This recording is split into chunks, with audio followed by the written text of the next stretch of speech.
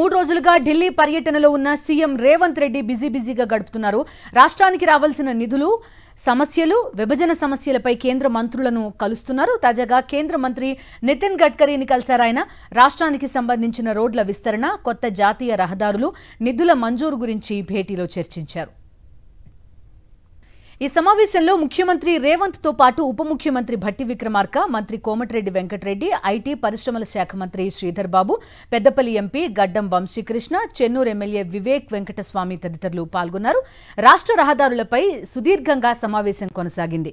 రాష్ట్రంలో జాతీయ రహదారులు, ఫ్లైఓవర్ల నిర్మాణం, రీజనల్ రింగ్ రోడ్ సహా పలు అభివృద్ధి ప్రాజెక్టులపై గడ్కరీతో సీఎం చర్చించినట్టుగా తెలుస్తోంది.